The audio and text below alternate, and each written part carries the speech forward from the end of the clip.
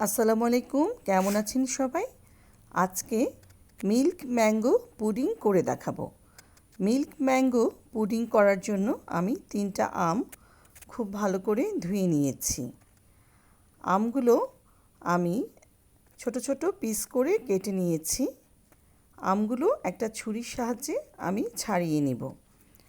সবগুলো পিস আমি আলাদা আলাদা করে কেটে নিচ্ছি।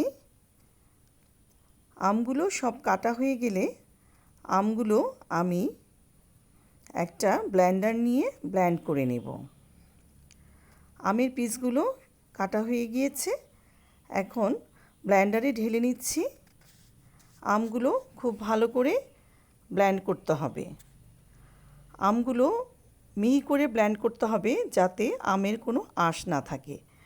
আমের পাল্পগুলো ঢেলে নিচ্ছি একটা বাটিতে।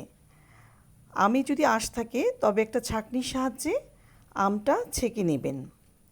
তারপর আমি এতে 5 থেকে 6 চামচ চিনি দিয়ে দিলাম, আর দিয়ে দিলাম 1.5 চামচ পরিমাণ আগার আগার পাউডার। এরপর আমি আমের পাল্পের সঙ্গে চিনি ও আগার আগার পাউডার ভালো করে মিশিয়ে দেব। সুন্দর করে মেশাতে হবে যাতে চিনির দানাগুলো না থাকে, চিনি সম্পূর্ণ মিশে যায়, আগার আগার পাউডারও মিশে যায়। তারপর একটা পাতিলে এই মিশ্রণটা নিয়ে আমি চুলায় বসিয়ে দেব। আমের পাল্প, চিনি ও আগার আগার পাউডারের মিশ্রণটা ভালো করে জাল করে নেব, ফুটিয়ে নেব। যখন বলক আসবে তখন আমের মিশ্রণটা আমি নামিয়ে নেব। চুলায় ফুটানোর পর আমের মিশ্রণটা কিছুটা পাতলা হয়ে আসবে। তো আমের এই মিশ্রণটা আমি গরম অবস্থায় একটা বাটিতে ঢেলে নেব।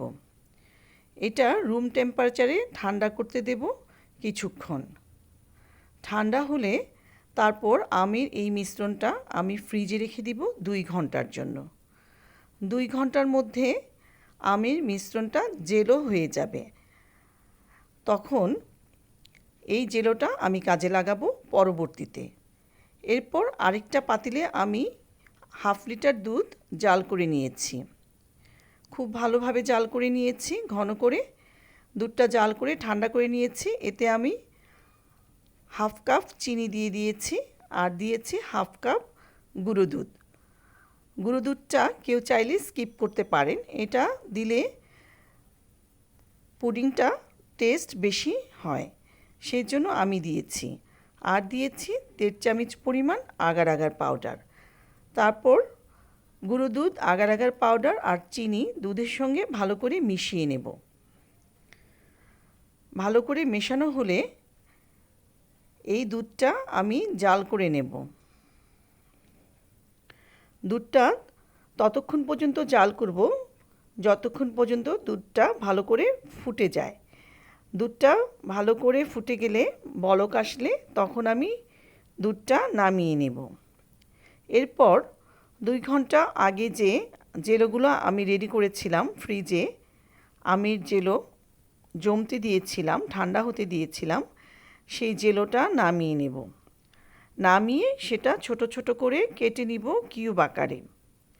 জেলোগুলো সুন্দর করে কাটতে হবে, ছোট ছোট করে কিউব আকার করে কাটতে হবে, আর সেগুলো প্রত্যেকটা জেলোই ছাড়িয়ে নিতে হবে।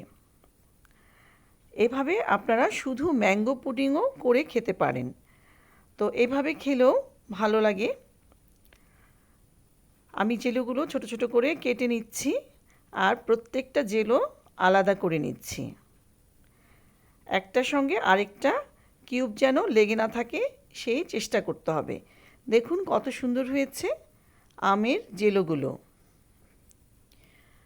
আমি তারপর যে দুধটা জাল করেছিলাম সেই দুধটা গরম অবস্থায় জেলোর উপর ঢেলে দিব। এটা ঢালার পরে একটা চামিচের সাহায্যে খুব ভালো করে সঙ্গে সঙ্গেই নেড়ে দিতে হবে।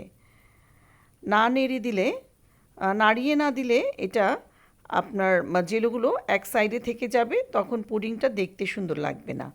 আর চামিচের সাহায্যে আপনি সঙ্গে সঙ্গে নাড়িয়ে দিলে প্রত্যেকটা জেলো আলাদা আলাদাভাবে ছড়িয়ে থাকবে, পুডিংটা দেখতে ভালো লাগবে।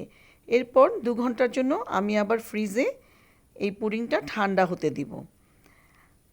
2 ঘন্টা পর ফ্রিজ থেকে নামিয়ে নিয়েছি। পুডিংটা কত সুন্দর হয়েছে, একটা প্লেটে আমি ঢেলে নিয়েছি। অনেক সুন্দর জমাট বেঁধেছে পুডিংটা, দেখতে খুব সুন্দর লাগছে। পরিবেশনের জন্য আমি পুডিংগুলো কেটে নিয়েছি।